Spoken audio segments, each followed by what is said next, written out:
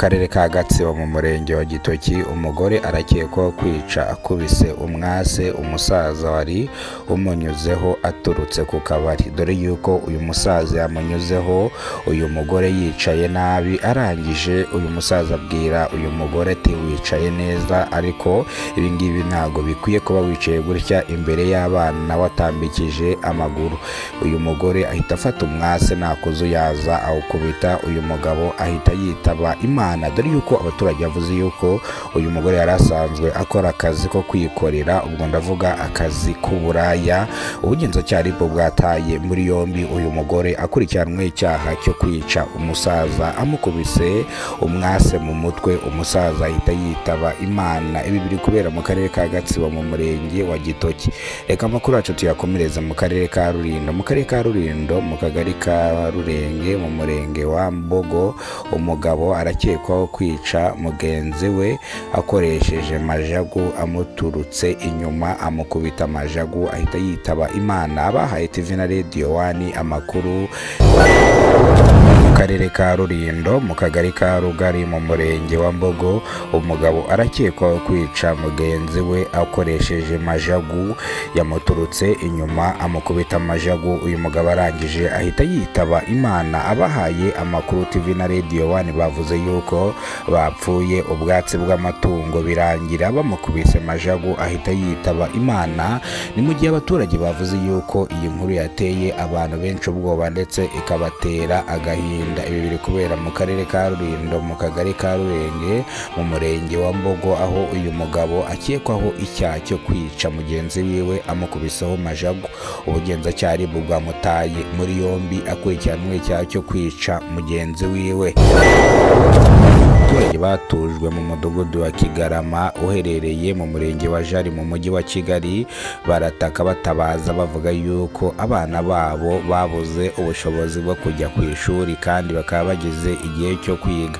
Bakaba bavuga yuko bahangayikishijwe n'ejo hazaza ha bano bana, bakaba basaba ubuyobozi ko babafasha aba bana bagasubira ku mashuri, dore yuko ababwiye TV na Radio 1 yuko kugeza saha izi ngizi babuze amafaranga yo gutangiza abana babo, bakaba basaba leta nimba yabafasha.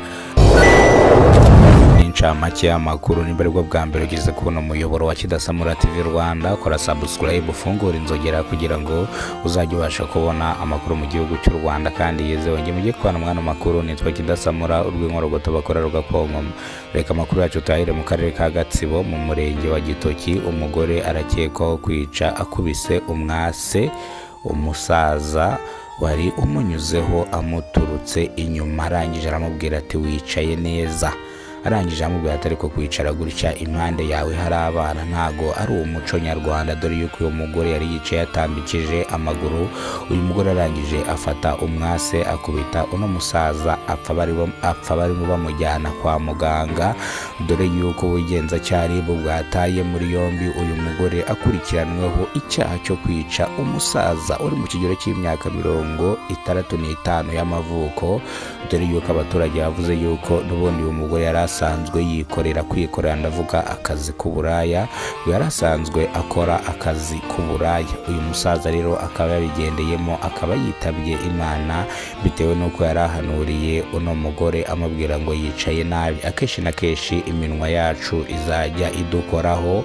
Ibi byari biri mu karere ka Gatsibo mu murenge wa Gitoki. Reka amakuru yacu tuyakomereze mu karere ka Rulindo mu murenge wa Mbogo, umugabo arakekwaho kwica mugenzi we amuturutse inyuma amukubita majagu mu mutwe. Uyu mugabo ahita yitaba Imana, dore yuko abahaye TV na Radio 1 amakuru bavuze yuko bapfaga ubwatsi bw'amatungo, dore yuko uyu mugabo yakubise mugenzi we majagu akahita yitaba Imana. Ubugenzacyaha RIB bwamutaye muri yombi akurikiranwe icyaha cyo kwica mugenzi we amukubise majagu mu mutwe.